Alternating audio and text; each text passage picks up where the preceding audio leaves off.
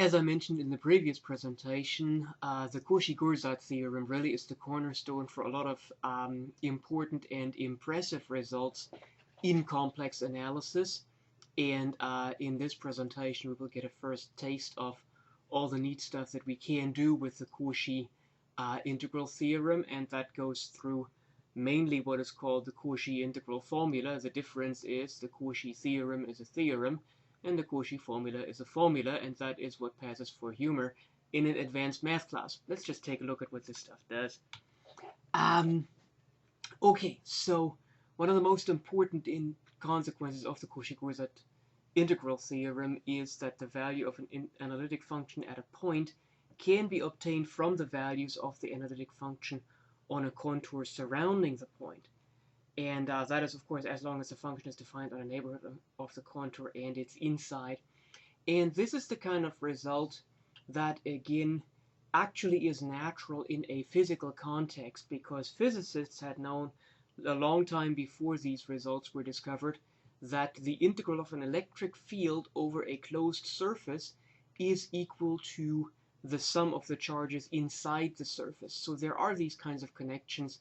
If you're thinking about the charge function now, there are these connections between a charge function and something else on the surface. The beauty in complex analysis now is that you don't need any kind of difficult operators in order to translate from one to the other. You're working with the same function all the time. That result is known as Cauchy's integral theorem.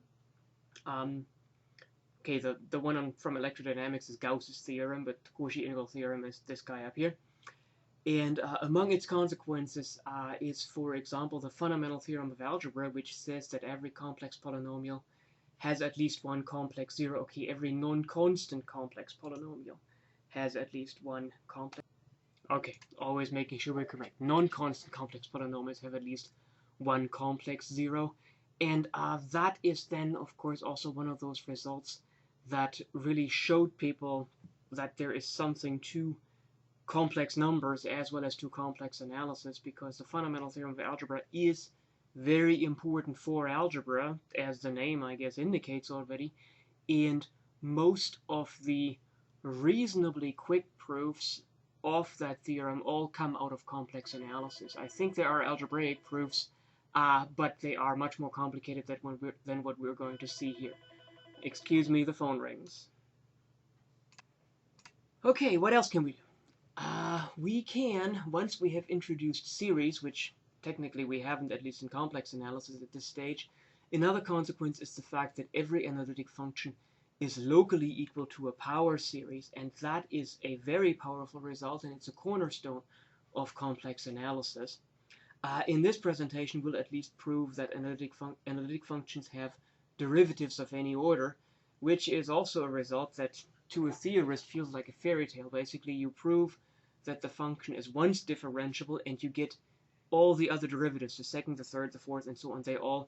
You get those for free because you know now they all exist, and that is something that need not happen for functions that are functions of a real variable that are not restrictions of complex analytic functions. And the above are only highlights of the consequences of the Cauchy integral theorem. So let's get to it. The Cauchy integral formula. We again talk about a simple closed curve C that is positively oriented, and it's supposed to be piecewise smooth also. And we let the function f be analytic in a neighborhood of C in its interior. I think I changed language here because this mouthful ultimately just says simple closed contour, right? Or simple closed positively oriented contour. Contour is a piecewise smooth curve. But either way, that's what we have. Same setup as for the Cauchy-Goursat theorem. Then for every point z0 in the interior of the curve, we have that f of z0 is equal to 1 over 2 pi I integral of f of z divided by z minus z0 over c. And, well, we'll first take a look at an example, but that example actually will be used in the proof also, and it shows that actually this integral of 1 over z around the unit circle gives us the 2 pi I that we've seen there. So Let's first check out if it works for f of z equals 1 in the circle C of r z0 of radius r around the point z0. Well, 1 over 2 pi I integral of 1 over z minus z0 over the curve C. That's 1 over 2 pi I, curve C being that circle. That's 1 over 2 pi I integral from 0 to 2 pi. The parametrization of the circle around z0 is z0 plus r e to the it. A lot of hiccups in this one. Okay, so the integral of 1 over z minus z0 over the circle of radius r around z0, if we parameterize that, the parameterization is z0 plus r e to the it. z0 centers it and r e to the it rotates around the center. Then, of course, we have to multiply with ir e to the it, which is the derivative of the parameterization. And if we simplify that, well, first the z0s cancel, and then we realize the irs cancel too, and the e to the it's cancel. So we end up with 1 over 2 pi integral 0 to 2 pi dt, and that's 1, which is f of z0. So this works for one function. Well, big deal. That on an abstract setting does not mean it's working for all of them, but we're going to use this now to go to the general case. So the proof now is, well, let's go back to the picture that we have already seen in the previous presentation. Here is our contour, here is z0, and we can just go ahead and look at a little circle around z0 of radius r, and if we just connect things up as we had done before, we realize that the integral around the positively oriented contour is equal to the integral around the positively oriented circle if we deal with all the negative signs. And remember, these two pieces that join them up are needed to be able to apply the Cauchy integral theorem, because here the singularity is not in the interior. And then as we shrink these two gaps, we have convergence, and we have that these two integrals over the straight line segments actually cancel each other. So that means that the integral over any contour around z0, positively oriented, is equal to the integral of the same thing over a tiny circle around z0. And we're going to use that now, because now we can take the integral f of z divided by z minus z0 over c, subtract from it 2 pi I f of z0, just so we don't have to divide by 2 pi I all the time, take the absolute value of that, and we realize that that is, well, the integral over c is the same as the integral over that small circle around z0, and we had seen that f of z0 was 1 over 2 pi I times this integral, so the 2 pi I cancels, and we keep this integral here. And we realize that's the integral over the same contour, even the same denominator, so we can combine things nicely. Now we use the triangular inequality for integrals, where, remember, dz absolute value is just z prime of t absolute value dt, and when we go to the parametrization, and we have the absolute value of this difference quotient here. Well, but that is less than or equal to the maximum of the difference in the numerator, absolute value of the difference in the numerator, over the circle that we're integrating over, times the integral of 1 over r, because z minus z0 is always r, times the dz, which is the z prime of t absolute value. And, well, the integral of over cr z0, absolute value z prime of t dt, that's just the circumference of the circle, so we keep the maximum, we get 2 pi r as the circumference, and the 1 over r is a factor that we took out of the integral, and so that means that this is 2 pi times the maximum over the circle of radius r around z0 of f of z minus f of z0. And because f is continuous, if we choose r small enough, we can make this maximum arbitrarily small, and that means that the original difference is arbitrarily small and therefore 0, and that proves the theorem, because if we have that this absolute value is equal to 0, then the stuff inside the absolute value is 0, and we can just solve that for f of z0 in order to obtain Cauchy's integral formula. Okay, so that's the formula. Let's take a look at the consequences that promised infinite differentiability, for example. That would mean now we're looking at f of z0 being this integral on the right side. And note that the right side is a function of z0. Well, so for fixed z, 1 over z minus z0 is differentiable in z0. Okay, so now we have to think a little bit back to how we work with multiple variables. We can differentiate with respect to one variable or the other, and if the left side depends on z0 and then the right side depends on z0, and when we differentiate with respect to z0. So that means the integrand is differentiable in z0. So if we could move the derivative into the integral, we should get a formula for f prime, and that formula of f prime we anticipate, of course, will involve 1 over z minus z0 quantity squared, so there's no reason to think that the process should stop there. And so that means for analytic functions, being once differentiable should imply that we have derivatives of any order. This is, of course, a hand-waving argument, something that motivates it. It's not a proof, but we're going to see that this is exactly what will give us the proof. This is the idea. Okay, warning, however, this result, which is going to come on the next panel, and which was motivated on the preceding panel, does not work for functions of a real variable. For example, if I take f of x and make it x squared for x greater than 0 and negative x squared for x less than or equal to 0, so that's a parabola that you just take in the middle and then you bend the left branch down instead of up. The derivative of that thing is 2x absolute value, because for x greater than 0 the derivative is 2x. For x smaller than 0 it's negative 2x, and at 0 that's where you have to do a little bit of work. The derivative is 0, so that derivative really is 2x absolute value at every x, but 2x absolute value is not differentiable at 0. So even though this thing is once differentiable, it is not twice differentiable. And that is exactly the kind of situation that does not happen with complex analytic functions, because the next theorem says, and it's an extension of Cauchy's integral formula. Yeah, right.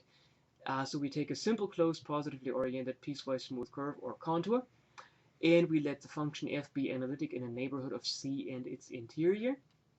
Then for every z0 in the interior of C and every natural number n, we have that f is n times differentiable at that point z0, and its derivative is fn of z0 being n factorial divided by 2 pi I integral over the contour f of z divided by z minus z0 raised to the n plus 1 dz. And physicists, for example, would say, yeah, we just move the derivative inside and then that's the formula that should come out. And that is indeed true, and that is how you can memorize this formula. However, and in fact I wouldn't even memorize it, I would just memorize Cauchy's integral formula and then do this one directly through this differentiation process. But that just shows that the formula is reasonable. It doesn't prove the formula, and so we're going to now look for a mathematically watertight proof.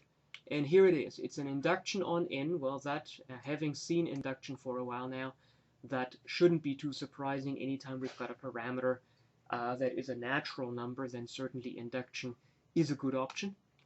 Let's take n equals 0. Well, then that's Cauchy's integral formula. Just plug in n equals 0 and it's the theorem that we've just proved, so that's not a problem. And if we go with the induction step from n to n plus 1, and oh, by the way, for n equals 0, the function is its own zeroth derivative. That's why everything fits the pattern there. Now we go from n to n plus 1. And that would mean we have to compute the derivative of the nth derivative. And again, here's where this stuff that feels a little bit unmotivated and certainly is tedious in early calculus comes back, and we realize, yes, anytime we have to compute a derivative, if we have nothing else available, such as here, we just have to write out the difference quotient.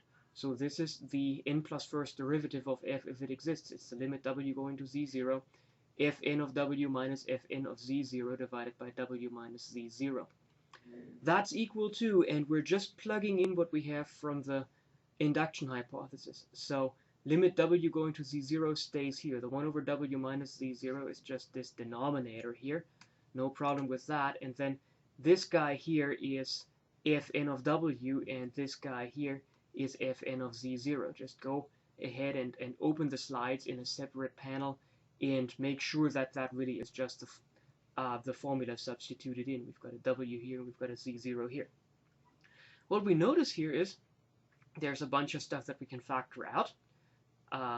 Also inside the integrals, because the integrals are both over c, so we can also take out the f of z, and that's what we'll do. So we take out n factorial over 2 pi I. We've got the 1 over w minus z0 from here still, and we just subtract the integrands, okay, and now we realize we can take out the f of z inside, and we can pull the 1 over w minus z0 inside, I think. So now this is, well, limit stayed, n factorial over 2 pi I stayed. The f of z has been pulled out, leaving us with 1 over z minus w to the n plus 1 minus 1 over z minus z0 to the n plus 1, and the w minus z0 has been pushed inside the integral. And here is where we make a little jump, because the interchanging of limits and integrals is actually fairly subtle. We have to show that this all converges of a certain order. That is also why we interchange the integral over c with the integral over a small circle around z0, where we can control this expression. But that being said, the limit can be pulled in, and when the limit is being pulled in, then this difference quotient converges to the derivative of 1 over z minus z0 to the n plus 1, and that means we get that the n factorial over 2 pi I stays, the integral stays the same, the f of z stays, and the derivative of 1 over z minus z0 to the n plus 1 is negative n plus 1, 1 over z minus z0 to the n plus 2 times negative 1. And now we're going to simplify that. This is the expression from the previous panel.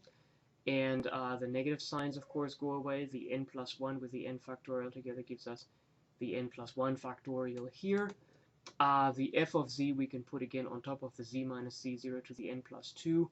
We still have that circle around z0 of radius 1, which we needed to formally completely justify that if we wanted to expand on that, but we go back now and realize that the integral over that circle is the same as the integral over the contour, and that is the Cauchy integral, the formula that we wanted to prove, with n replaced by n plus 1, and so that concludes the induction here.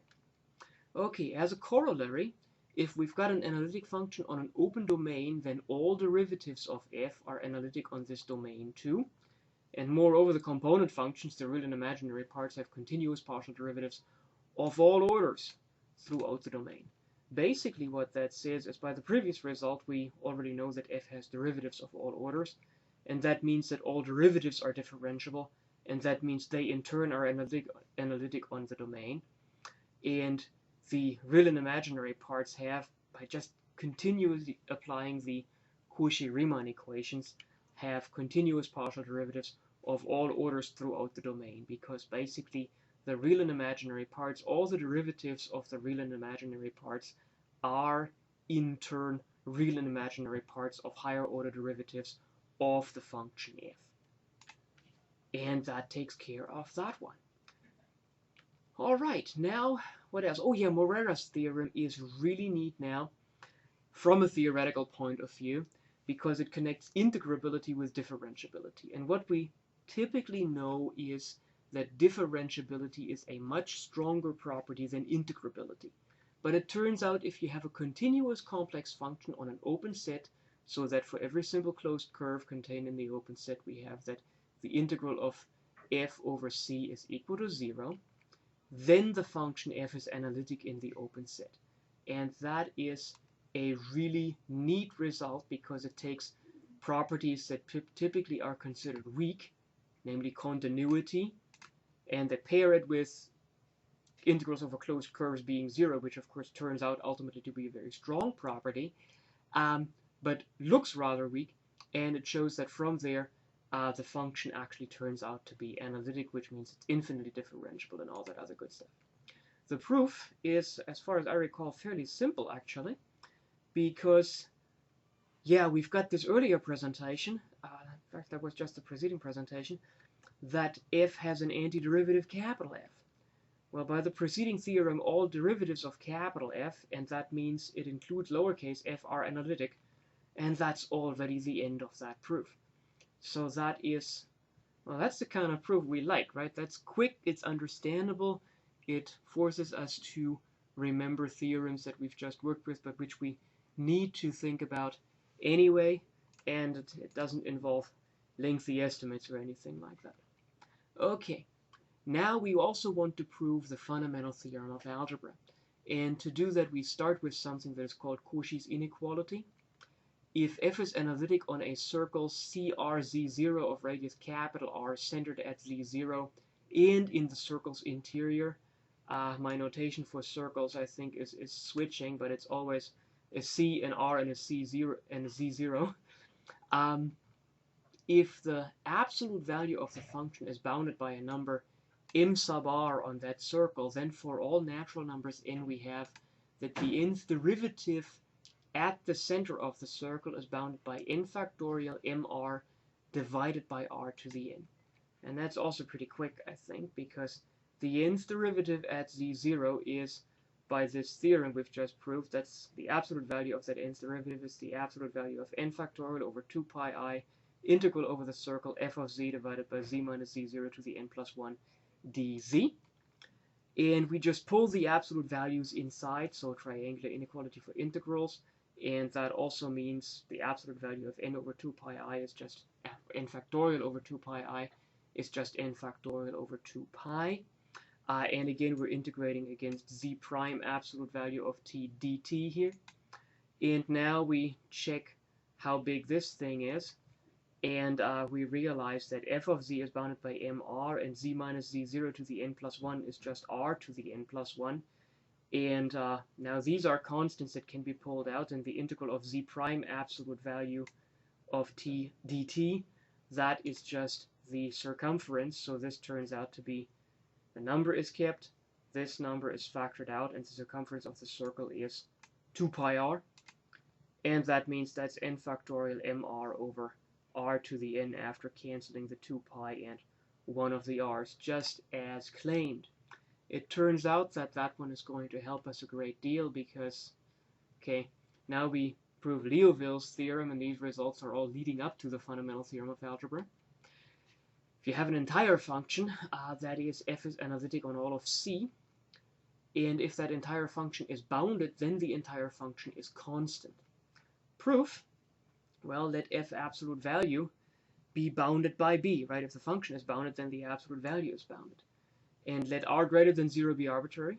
Well, then by Cauchy's inequality with n equals 1, for every z0 in the complex numbers, we have that the absolute value of f prime of z0 is less than or equal than b over r. Well, and that goes to 0 as r goes to infinity, and r did not depend on z0, so we can let r go to infinity. And so because r was arbitrary, we infer that f prime of z0 absolute value is equal to 0. And because z0 was arbitrary, that means that f prime is equal to 0.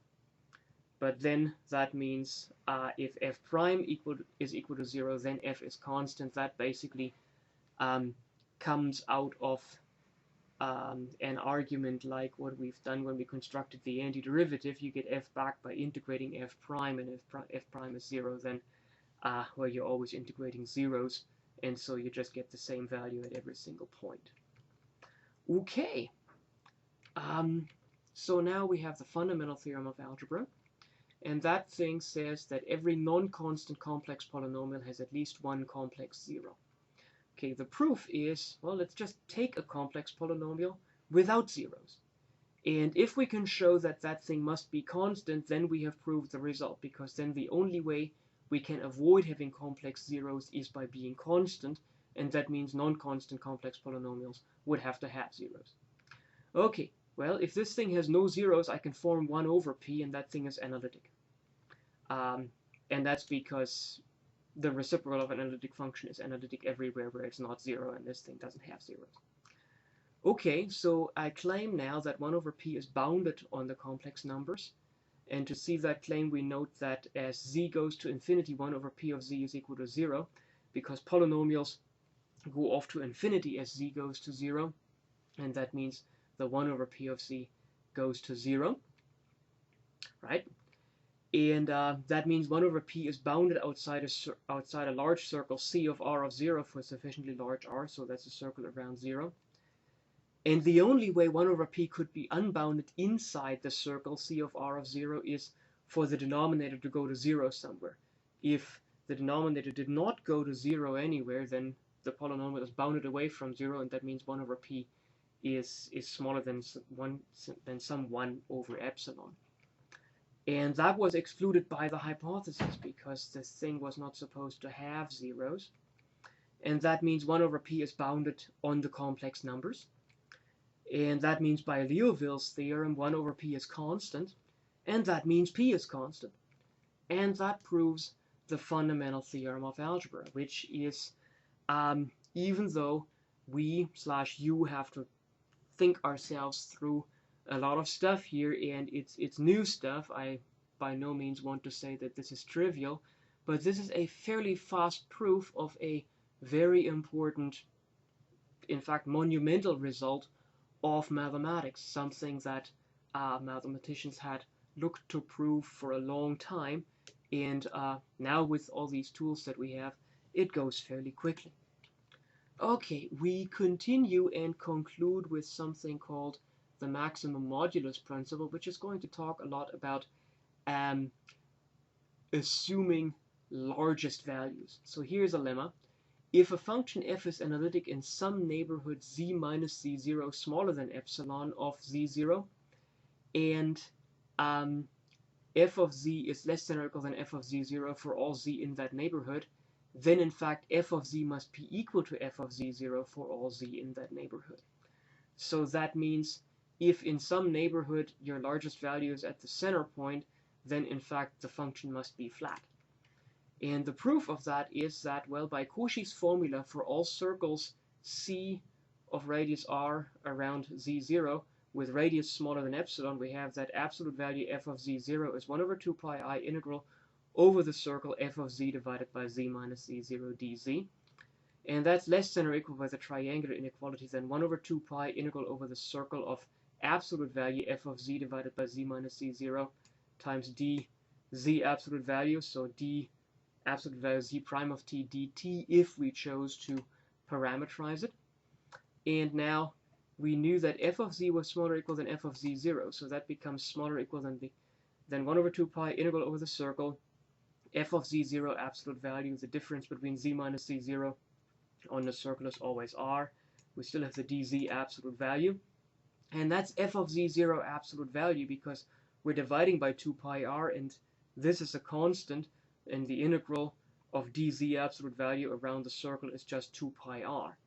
So that means, well, that's just a computation, but now realize the latter integral, meaning this one here, will be strictly, well, actually this integral in the middle will be strictly smaller than f of z0 absolute value if there's even a single point z on the circumference for which f of z absolute value is strictly smaller than z0. So basically here, this integral, if there's one point where f of z is strictly smaller than f of z0, then this integral here this inequality here turns into a strict inequality.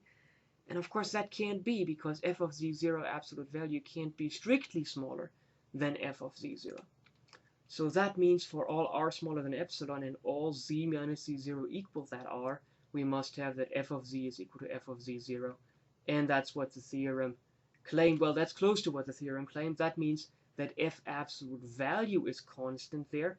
But if f absolute value is constant, it can be shown using the Cauchy-Riemann equations that then f is constant also. And that's that. So now we're going to the maximum modulus principle. If f is analytic and not constant on an open domain, then f cannot assume its maximum value on the domain itself. Remember, domains are open already and connected, and I just re-emphasize that the domain is open here. So that is, there is no z0 in the domain, so that f of z is smaller or equal than f of z0, f of z absolute value is smaller or equal than f of z0 absolute value for all z in the domain. And the proof is, well, suppose for a contradiction that such a z0 exists. well then by the preceding lemma f would be constant on a disk around z0. Moreover, we could choose the radius of that disk arbitrarily large as long as it stays inside the domain. Yeah, sure. Now take z1 to be another point in the domain. Well, there is an arc z from z0 to z1, and that arc will have positive minimum distance from the boundary of the domain. Okay, so there is a disk of maximum radius around z0 on which f is equal to f of z0.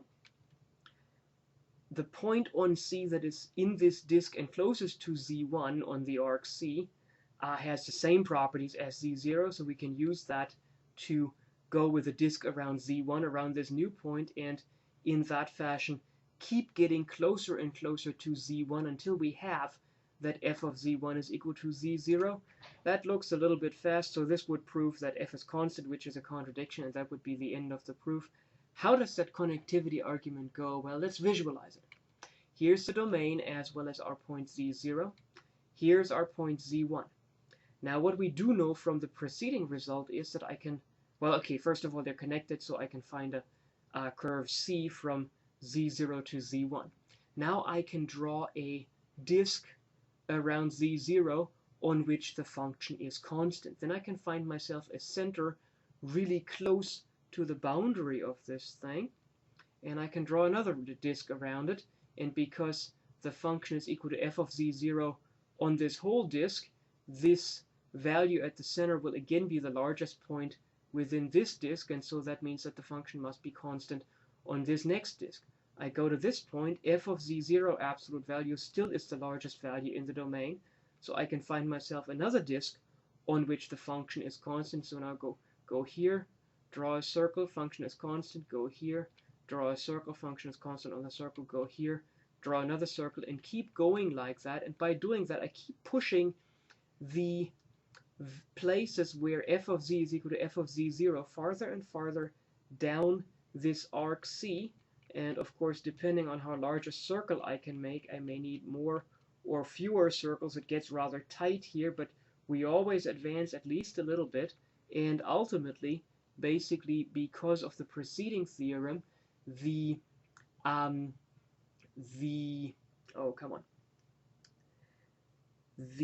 function is equal to f of z0 on all of those circles, which means in particular it's equal to f of z0 at z1. And because z1 was arbitrary, that would mean that the function is constant, and that proves the maximum modulus principle. As a corollary, if f is continuous on a closed and bounded region and it's analytic and non-constant in the interior of that region, then the largest value that the absolute value will assume will be assumed at some point on the boundary, and it will not be reached in the interior. And that comes from two facts. One of them is that continuous functions will assume a maximum on closed and bounded regions. That is something that we're not going to prove in the context of this class, but this is something that can be proved in a real analysis class or an advanced calculus class. So that means there will be a point in the closed and bounded region where we assume the largest value, but by the maximum modulus principle, the value will not be reached in the interior, and that is already the whole thing. Okay, so what has happened during those two last presentations? We've gone back from the computational to the conceptual. We have worked with a good bit of abstract mathematics, which thankfully also included visualizations. But, and here I'm just currently checking right now, what this has given us is a large number of tools that we're going to use in the future to compute integrals and various other things. Before we go there, we're going to talk about series expansions of complex functions, of analytic functions, as also announced in the introduction to this presentation. So for the next 3 presentations, we're going to first talk about series of complex numbers in general, and then talk about the fact that complex analytic functions have a variety of very useful power series expansions, which will then allow us to do other things, such as later on compute integrals on the real line, for example, strange as that may sound at this stage. Alright, thanks for your patience. Go through this very carefully, fill in gaps. If there's something that is in doubt, stop by my office or send me an email. We want to certainly clear up anything that is that is unclear up to this point, and then just go through the homework and, well, solve them right.